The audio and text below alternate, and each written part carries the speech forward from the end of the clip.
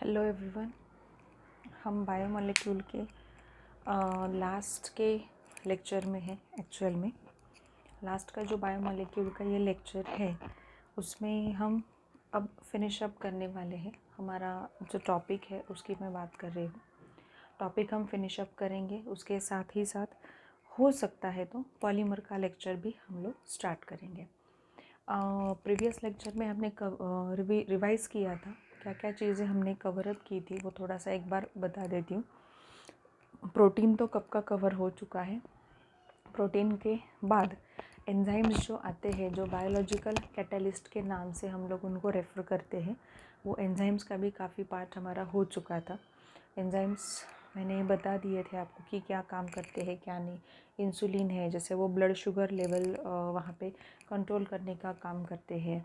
उसके बाद बहुत से एंजाइम्स के बारे में बताया था। एंजाइम कैटालिसिस एक प्रोसीजर है, उसके बारे में बताया था। It is going to be a very specific in way, ठीक है, क्योंकि एक एंजाइम्स उसी टाइप का दूसरा काम कर सकता है, बट दूसरा ऑल टुगेदर डिफरेंट काम वो वहाँ पे नहीं कर सकता। So that enzyme catalysis is highly specific mechanism, you can say, and it is said to be lock and key mechanism. It is said to be lock and key mechanism.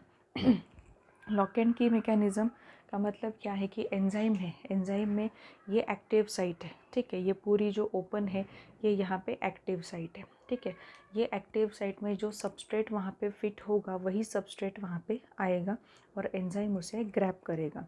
इन दोनों के बीच में केमिकल रिएक्शन की product बनेगा, यहाँ से वो निकल जाएगा। Again site of enzyme is empty for another enzyme catalysis. So इस तरीके से लॉक एंड की मैकेनिज़्म मैंने आपको समझाई थी। आपके टेक्स्ट बुक में भी मेंशन है, ऐसा नहीं है, वो भी आप निकालो। वो जो डायग्राम है वही आप वहाँ पे निकालो जब आपको क्वेश्चन आता है एंजाइम कैटालिसिस का। नेक्स्ट अभी तो हम मूव करने वाले हैं न्यूक्लिक एसिड की तरफ। न्यूक्लिक एसिड में दिया हुआ तो है काफ़ी सारा इन्फॉर्मेशन, बट इतने सारे इन्फॉर्मेशन हमारे लिए इम्पॉर्टेंट नहीं है। रादर इतने सारे इन्फॉर्मेशन पे आपको क्वेश्चंस नहीं आते। जितने भी क्वेश्चंस आते हैं, जितने भी डिलीटेड सिलेबस है इसमें, वो डिलीटेड सिलेबस यहाँ पे मैं नहीं लेने वाली, because it is totally a waste of time. और क्वेश्चन भी ऐसे नहीं आते कि जो डिलीटेड सिलेबस पे इस तरीके से डिपेंड हो, ठीक है। सो न्यूक्लिक एसिड हम स्टार्ट करेंगे। बेसिकली न्यूक्लिक एसिड है क्या यहाँ पे, ये आपको समझना चाहिए। हमें तो ये चीज़ पता है, जो भी लिविंग ऑर्गेनिजम्स होते हैं they have that ability to you can say to reproduce another living being identical to और you can say similar to the particular parent one. मतलब रेप्लिकाज जो होते हैं वो बनाने के जो कैरेक्टरिस्टिक फीचर है वो लिविंग बींग्स में होती है।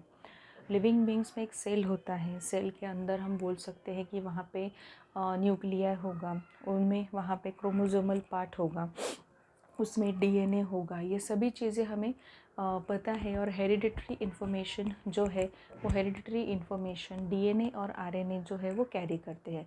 लास्ट लेक्चर में मैंने पढ़ाया था आपको, आरएनए और डीएनए तक हम लोग आए थे। आरएनए डीएनए के स्ट्रक्चर में ये है कि दोनों भी डी राइबोज के स्ट्रक्चर से ही बने हुए हैं, बट डीएनए का स्ट्रक्चर जो है उसमें सेकेंड वाला जो कार्बन है वो सेकेंड वाले कार्बन पे आपको क्या नहीं दिखाई देगा, ऑक्सीजन नहीं दिखाई देगा। इसलिए तो कहा जाता है कि वहाँ पे 2 डीऑक्सी राइबोज हम ऐसे बोलते हैं, जिसे डीऑक्सी राइबो न्यूक्लिक एसिड के नाम से हम जानते हैं। See, basically this is all about the difference between RNA and DNA, which I have already discussed with you in a previous lecture. Previous lecture में ये सारा का सारा डिफरेंस जो है वो हमने पूरी तरीके से समझ लिया है।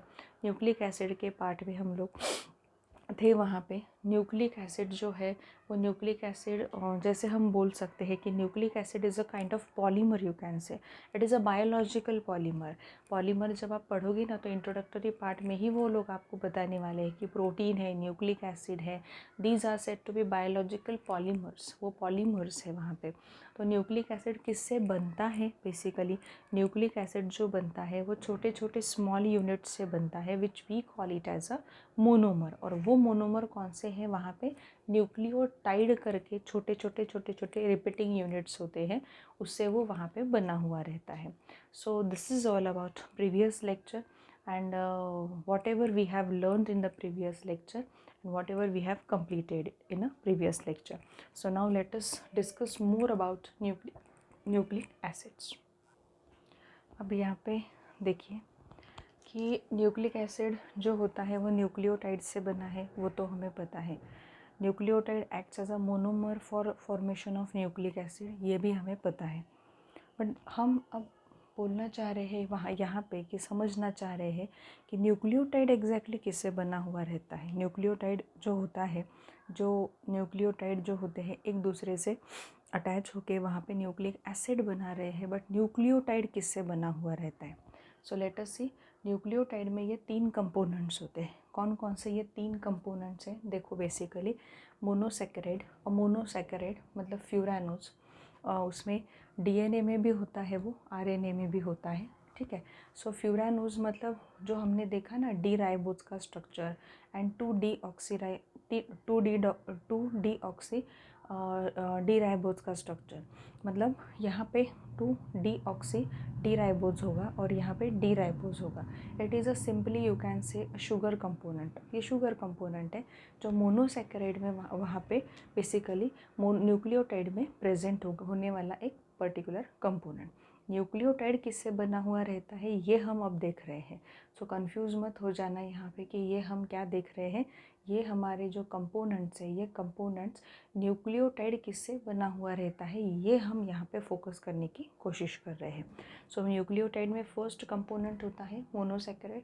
मोनोसैकेराइड में टिपिकली फ्यूरानोज नाम का एक शुगर कंपोनेंट वहाँ पे होता है, जो मैंने आपको पहले भी बताया है, लिख के भी दिखाया है, स्ट्रक्चर भी दिखाया है, उसमें क्या डिफरेंस है वो भी बोला है कि डीएनए में वहाँ पे 2 डीऑक्सी डी राइबोज ये कंपोनेंट शुगर का होगा. बट अगर आरएनए आपने कंसिडर किया तो आरएनए में डी राइबोज करके जो शुगर है वो कंपोनेंट वहाँ पे होगा. So nitrogen containing basis, nitrogen containing basis क्या है, कितने हैं वो हम देखने वाले. नाइट्रोजन कंटेनिंग बेसिस जो होते हैं ना, यहाँ पे बेसिकली ये 2 पार्ट्स में डिवाइड होते हैं. अगेन नाइट्रोजन कंटेनिंग बेसिस, एक पार्ट यहाँ पे पिरिमिडिन या पायरिमिडिन पायरिमिडिन पर्टिकुलर एक कंपाउंड है, उससे बने हुए कंपाउंड्स यहाँ पे तैयार होते हैं. ये एक ग्रुप ऑफ कंपाउंड यहाँ पे होता है. और एक कंपाउंड यहाँ पे होता है प्यूरिन्स, मतलब प्यूरिन आपका पेरेंट कंपाउंड होगा और उससे बने हुए 2 एक ऐसे सब्सटेंस रहेंगे कि जो न्यूक्लियोटाइड में प्रेजेंट हो सकते हैं, या तो डीएनए में या तो आरएनए में. ये हम देखने वाले क्या है. ठीक है. सो ये नाइट्रोजन बेसिस की हम बात कर रहे हैं. नाइट्रोजन बेस में सबसे पहला वाला जो पर्टिकुलर बेस का ग्रुप है वो है पायरिमिडिन्स. पायरिमिडिन्स बोलो या पिरिमिडिन्स बोलो, it is up to you, pronunciation is up to you. But basically ये पायरिमिडिन जो है ये एक्ट करता है एज अ पेरेंट कंपाउंड. ये पेरेंट कंपाउंड है. ठीक है. इस पेरेंट कंपाउंड से आपको मिलते हैं इतने सारे सब्सटेंसेस. ये कंपाउंड्स हम यहाँ पे हमें विड्रॉ कर सकते हैं फ्रॉम दिस पर्टिकुलर कंपाउंड.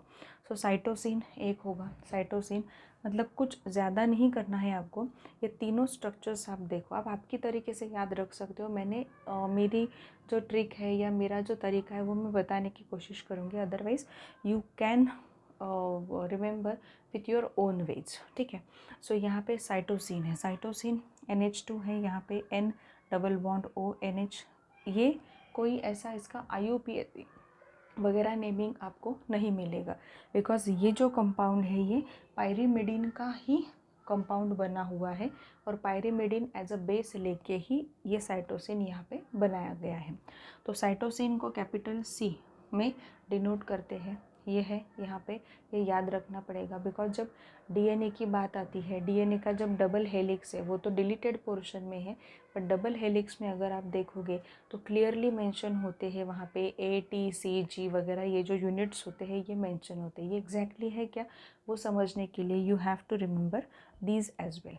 ठीक है. सो ये है यहाँ पे साइटोसिन. अब यहाँ पे दूसरा कंपाउंड जो पायरिमिडिन से ही हम निकालते हैं वो है यूरासिल करके. यूरासिल हम लोग किससे डिनोट करते हैं, कैपिटल U से डिनोट करते हैं. क्या है यहाँ पे NH2 की जगह पे डबल बॉन्ड है, NH हुआ है, ये double bond as it is है, NH एज इट इज़, ये एज इट इज़, ठीक है। मतलब यहाँ पे NH2 की जगह पे आपको डबल बॉन्ड देना है और ये डबल बॉन्ड दिया है, इसलिए यहाँ का बॉन्ड जो है वो चला गया, यहाँ पे NH आ गया। आगे क्या है, आगे जो स्ट्रक्चर है वो यूरासिल का ही स्ट्रक्चर आपको वहाँ पे लिखना है। यूरासिल का स्ट्रक्चर वहाँ पे लिखोगे, बस सिर्फ इस पोजीशन पे, ये पोजीशन पे CH3 आपको क्या करना है, ऐड करना है। सो ये है, यहाँ पे स्ट्रक्चर बन रहा है थायमीन का स्ट्रक्चर, थायमीन का स्ट्रक्चर यहाँ पे बन रहा है। So it is very simple to understand and it is very simple you can say to remember. याद रखने के लिए ये चीज़ें बहुत ज़्यादा सिंपल है। आप आपकी तरीके से याद रखो, मैंने मेरे तरीके से याद रखा है। पहला पार्ट हमने देखा DNA RNA जो दोनों में प्रेजेंट है, डी राइबोज एंड 2-डीऑक्सी डी राइबोज, ठीक है, मोनोसैकेराइड, ठीक है, मोनोसैकेराइड की हमने बात की थी। नेक्स्ट मैंने बात की है नाइट्रोजन कंटेनिंग बेस। अब नाइट्रोजन कंटेनिंग बेसिस में दो पार्ट्स आते हैं, दो कंपाउंड्स ऐसे हैं कि जहाँ से हम बहुत से कंपाउंड बनाते हैं और वो जाके फिर DNA RNA का यूनिट्स बनते हैं, ठीक है। सो ये है यहाँ पे नाइट्रोजन कंटेनिंग बेसिस में पायरिमिडिन और प्यूरिन ऐसे पेरेंट कंपाउंड होते हैं। यहाँ पे पायरिमिडिन लिया है हमने as a parent compound. Let us talk now about purines. Purines जो होते हैं वहाँ से आपको कौन से कंपाउंड्स मिलेंगे वो हम देखेंगे। अब यहाँ पे purine as a parent compound, nitrogen base की ही बात हो रही है। Purine as a parent compound यहाँ पे हमने लिया है। ये प्यूरिन का स्ट्रक्चर है, इससे दो स्ट्रक्चर बनते हैं, एक एडेनाइन बनता है, ए से स्मॉल कैपिटल ए से रिप्रेजेंट होते हैं, ग्वानिन या गुआनिन भी कहते हैं जो कैपिटल G से रिप्रेजेंट होता है। अब you can yourself find out the difference between the two and try to write down the structure. अब यहाँ पे हमें नाइट्रोजन बेसिस कितने मिले हैं, नाइट्रोजन बेसिस हमें 5 मिले हैं, उसमें से 3 जो हैं, 3 यहाँ से मिले हैं और 2 जो है वो यहाँ से मिले हैं। मतलब यहाँ से A, यहाँ पे G, C, U, T, मतलब क्या, adenine, guanine, cytosine, uracil, thymine, ये 5 नाइट्रोजनस बेसिस होते हैं आपके न्यूक्लियोटाइड के फॉर्मेशन में। इनडायरेक्टली हम ये बोल सकते हैं कि DNA RNA के फॉर्मेशन में क्या होगा वो हम देखेंगे। जैसे RNA जो होता है, RNA का अगर हमने देखा, RNA मतलब क्या है, डी राइबोज यहाँ पे होगा, डी राइबोज, और 5 और 4 नाइट्रोजन बेसिस होंगे। कौन से हैं यहाँ पे, AgCU करके वो लिखते हैं, AgCU, ये नाइट्रोजन बेसिस यहाँ पे होते हैं, नाइट्रोजन बेसिस यहाँ पे होते हैं। कौन से है ये, डी राइबोज तो होगा, ये मोनोसैकेराइड है, शुगर का यूनिट होगा, और 4 नाइट्रोजन बेसिस और एक फॉस्फेट ग्रुप भी होगा, फॉस्फेट ग्रुप भी यहाँ पे रहेगा। अब यहाँ पे एडेनाइन, ग्वानिन, साइटोसिन, यूरासिल, ठीक है। अब DNA का क्या हाल है वो देखते हैं। DNA जो होता है उसमें क्या होता है, 2-डीऑक्सी, 2-डीऑक्सी डी राइबोज, ठीक है। और उसके साथ साथ नाइट्रोजन बेसिस कौन से होते हैं, यहाँ पे होता है AgC और T, AgCT, मतलब एडेनिन, ग्वानिन, साइटोसिन और थायमिन, ठीक है। मतलब एडेनिन, ग्वानिन, साइटोसिन ये कॉमन है, चाहे आप RNA ले लो, चाहे आप DNA ले लो, उनके न्यूक्लियोटाइड में ये कॉमन है। क्या डिफरेंट है, DNA में थायमिन आता है और RNA में क्या आता है, यूरासिल आता है। ये पूछा जाता है यहाँ पे, ये एक हम बोल सकते हैं कि छोटा सा क्वेश्चन, 1 सेंटेंस का क्वेश्चन, और यू कैन से MCQ टाइप का क्वेश्चन भी यहाँ पे पूछा जा सकता है। मतलब ये यहाँ पे हमारा कंप्लीशन हो चुका है कि न्यूक्लियोटाइड का फॉर्मेशन कैसे होता है। Nucleotide has a 3 components in it, in that particular case. Nucleotide में 3 कंपोनेंट्स होते हैं। कौन कौन से 3 कंपोनेंट्स मैंने अभी बताया आपको। न्यूक्लियोटाइड में 3 कंपोनेंट है, एक है मोनोसैकेराइड। मोनोसैकेराइड मतलब फ्यूरानोज जो है उसका यूनिट है, जो हम बोलते हैं कि वो एक RNA में डी राइबोज और DNA में 2-डीऑक्सी डी राइबोज, ठीक है। उसके साथ साथ नाइट्रोजन बेस होते हैं, अब आपको पता चला है कि नाइट्रोजन बेस जो आप लिखते थे ना बहुत पहले कि 11th में 10th में जो डीएनए आरएनए के स्ट्रक्चर्स आपने देखे हैं, 10th में नहीं देखा होगा बट 11th में जिनका बायोलॉजी है या 10th में जो बेसिकली हम बोल सकते कि आईसीएसई या सीबीएसई बोर्ड से है, तो उनको ये पता चल रहा होगा कि ये जो लिखते थे हम लोग यहाँ पे ये क्या चीज़ थी, ये AGCU या AGCT ये क्या चीज़ें थी, ये अभी पता चला होगा। ये स्ट्रक्चर्स आपके सामने हैं। आप बोले कि मैम ये स्ट्रक्चर्स आते हैं क्या? बिल्कुल, ये स्ट्रक्चर्स निकालने के लिए 1-1, 2-2 मार्क्स के लिए ये स्ट्रक्चर आते हैं।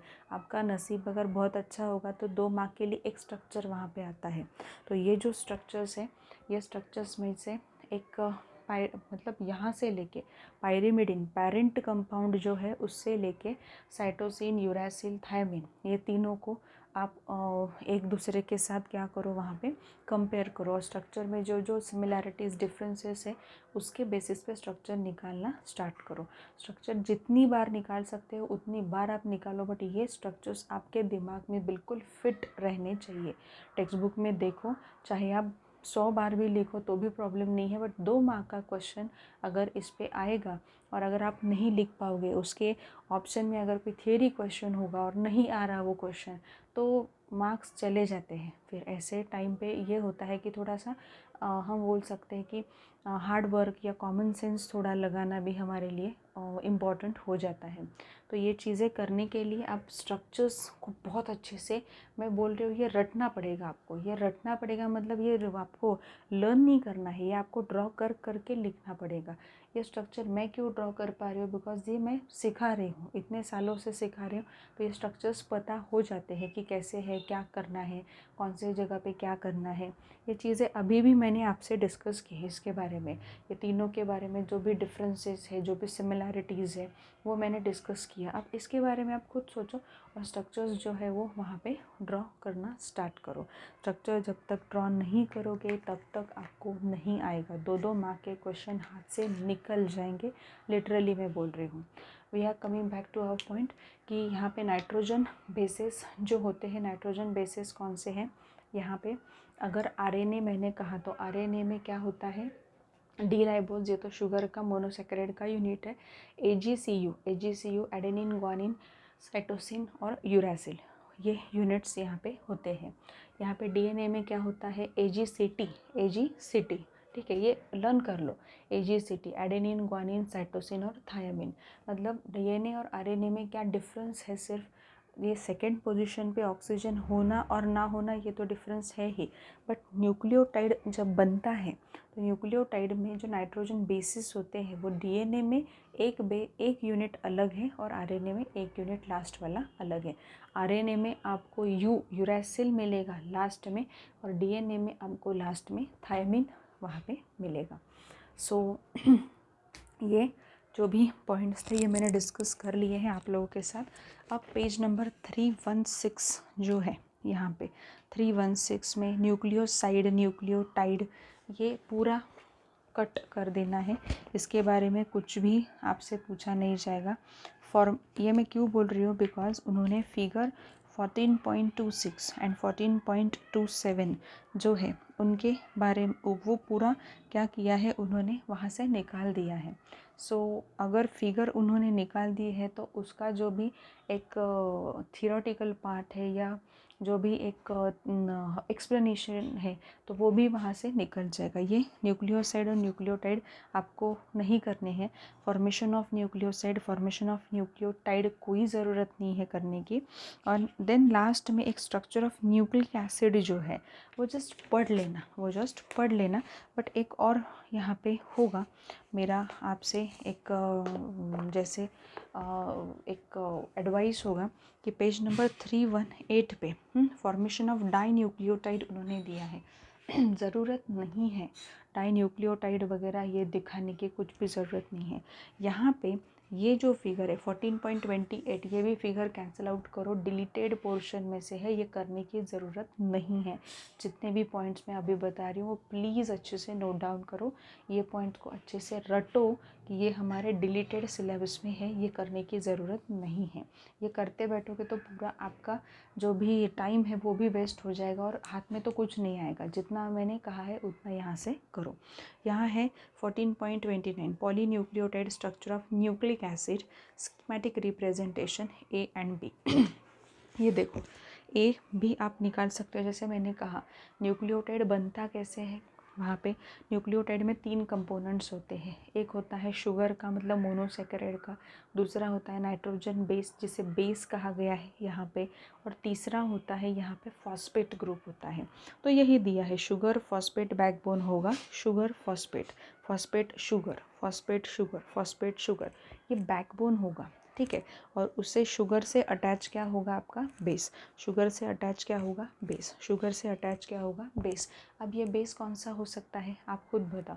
बेस मतलब क्या है, बेस मतलब क्या, नाइट्रोजिनस बेसिस जो प्रेजेंट है उनकी बात हो रही है, ये एक दूसरे से अटैच होते हैं।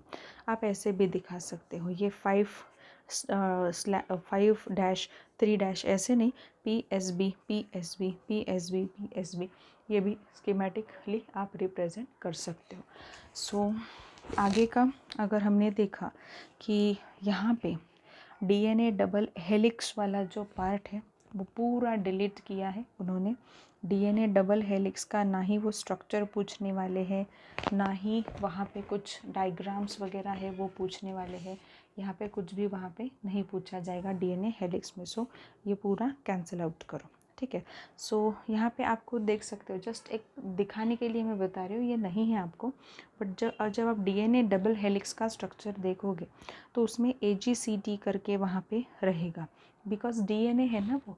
DNA में नाइट्रोजन बेस क्या होते हैं AGCT करके, AGCT नाइट्रोजन बेसिस वहाँ पे होते हैं। वही दिया है कि AGCT वहाँ पे होगा, एक्सिस ऑफ हेलिक वगैरह, शुगर फॉस्फेट बैकबोन, ये डबल हेलिक्स है। हेलिक्स मतलब क्या होता है, हेलिक्स मतलब ये जो है ये हेलिक्स होगा यहाँ पे। डबल हेलिक्स मतलब क्या, यहाँ पे ऐसे पूरे फिर से राउंड राउंड आ जाएगा, इस पे एक वाइंड अप होगा तो वो हो जाएगा डबल हेलिकल स्ट्रक्चर। तो इस तरीके से ये भी हेलिक्स नहीं, ये अल्फा हेलिक्स का है। यहाँ पे हम अगर देखें तो ये है यहाँ पे हेलिक्स जैसा।